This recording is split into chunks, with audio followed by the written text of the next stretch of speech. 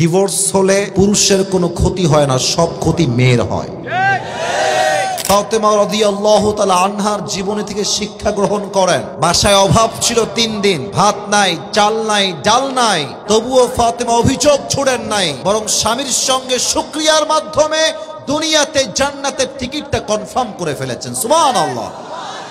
অনেক মেয়েরা স্বামীর সঙ্গে ধোঁকাবাজি করে, বেঈমানি করে, স্বামীর ঘরে এসে পরকিয়া করে বেড়ায়।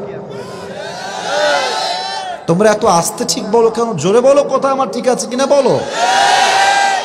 স্বামী থাকে বিদেশে, সারাটা মাস মাথার ঘাম পায়ে ফেলে দেশে টাকা পাঠায়, আর বউটা এত বেঈমান ওই টাকা দিয়ে এমবি ভরে পরপুরুষকে আই লাভ ইউ বলে বেড়ায়। এরকম মেয়ে বাংলাদেশে বলেন তো সবাই আছে না নাই? আমি আমার বোনদেরকে উদ্দেশ্য করে একটা কথা বলতে চাই, বিয়ের পরে আপনার বাপও আপন না, বিয়ের পরে আপনার মাও আপন না, বিয়ের পরে আপনার রক্তের ভাইও আপনার আপন না। বিয়ের পরে একজন মেয়ের জন্য স্বামীর মতো আপন দ্বিতীয় আর কেউ হতে পারে না।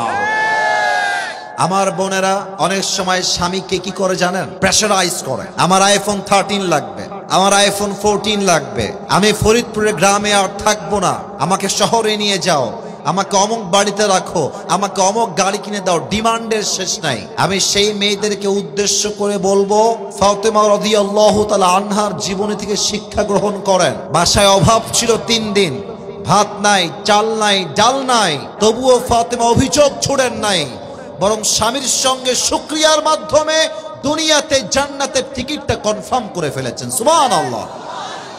এজন্য বোনদেরকে 1 নাম্বার কথা বলবো, স্বামীর সঙ্গে বেঈমানি করবেন না।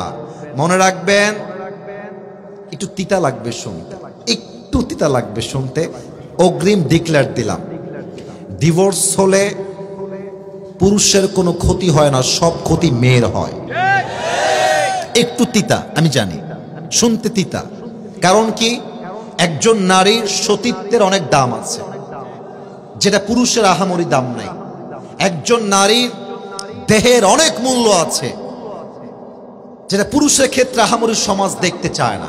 একজন মেয়ের যখন ডিভোর্সের দাগ লেগে যায়, পুরো সমাজের চোখে সেই মেয়েটা একদম ছোট হয়ে যায়, ঠিক কিনা বলে? তো স্বামীর সঙ্গে বেঈমানি করার পূর্বে একটু ভেবে নিবেন যে ক্ষতিটা আমার হবে না, ক্ষতিটা আপনার হবে না, ক্ষতিটা হবে প্রত্যেকটা সেই মেয়ের যেই মেয়ে স্বামীর সঙ্গে গাদ্দারি করে, ঠিক কিনা বলেন? আল্লাহ মেয়েদেরকে বোঝার তৌফিক দান করুক। পড়েন সবাই আমিন। আপনাদের বউ আছে কার কার? একটু হাত তুলেন তো। বউ আছে? বউ বউ বউ, আচ্ছা হাত নামান। আর বউ নাই কার কার? তারা একটু হাত তোলেন। ইন্না লিল্লাহি ওয়া ইন্না ইলাইহি রাজিউন। কারোই তো বউ নাই রে ভাই।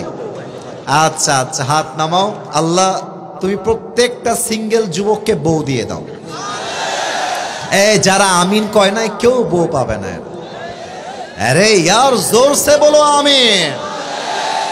আর আমার আব্বাজান যারা এসেছেন, আমি আপনাদেরকে চোখ দিয়ে দেখতে পাচ্ছি আব্বাজান, এবং যারা আমাকে শুনছেন মায়েরা, ছেলেকে বিয়ে দিয়ে দেন, আর দেরি করেন না, আর না। আর শীতকালে যুবকদের চরিত্র এমনিতেই নষ্ট হয়ে যায় খুব বেশি। এই জন্য আমি বলবো, যুবকের চরিত্র কম্বল দিয়ে ঠিক হবে না, ল্যাব দিয়ে ঠিক হবে না, একমাত্র বউ দিয়ে ঠিক হবে। আব্বা বোঝে না রে, বোঝে না। আল্লাহ আব্বাজানদেরকে বোঝার তৌফিক দান করবে। পড়েন সবাই আমিন। আমরা সবাই মিলে 3টে তাকবীর দিব। প্রথম তাকবীর দিবেন বিবাহিত ভাইরা, দ্বিতীয় তাকবীর দিবেন সিঙ্গেল ভাইরা। দেখতে চাই কার গায়ের জোর কত বেশি আজকের মাহফিলের। আমার আব্বাজানেরা, বিবাহিত ভাইরা আমার দিকে তাকান, আব্বাজানেরা আমার দিকে তাকান, সবাই একটা কাশি দেন। মাশাআল্লাহ, আওয়াজ ভালো আছে। তাকবীর ভালো হবে বিবাহিত ভাইদের, সিঙ্গেলরা চুপ থাকবে। বিবাহিত ভাইরা তাকবীর দেন। নারায়ে তাকবীর। মোটামুটি খুব ভালো হয়েছে, খারাপ না। দেখা যাক সিঙ্গেলরা পাস করে কিনা আজকের মাহফিলে। সিঙ্গেলরা একটা কাশি দাও। আপনারাই নাম্বার দিবেন যারা স্টেজে আছেন। আমি এই দল থেকে বের হয়ে গেলাম। সিঙ্গেলরা কাশি দাও। নারায়ে তাকবীর। মুরব্বী আব্বাজান তাকবীর দিয়েছে। বউ নাই, আব্বাজানের বউ নাই মনে হয়। যাই হোক, যা হওয়ার হয়ে গেছে। যাই হোক, আজকের মাহফিলে আমার ব্যক্তিগত মতামত হচ্ছে বিবাহিতরা ফেল করেছে, সিঙ্গেলরা জিতে গিয়েছে। এবার আমরা সবাই মিলে একটা তাকবীর দিব, এমন জোরে তাকবীর দিবেন যে আমি আসিফ হুজুর স্টেজ ভেঙে উল্টে নিচের দিকে পড়ে যাব, ঠিক আছে? সবাই একটা কাশি দেন। লিল্লাহি তাকবীর। আল কোরআনের আলো, আল হাদিসের আলো, কোরআন হাদিস যেখানে, আলেম ওলামা যেখানে, ফরিদপুরবাসী যেখানে, আল্লাহ রাব্বুল আলামিন যেন কবুল করে। পড়েন সবাই আমিন।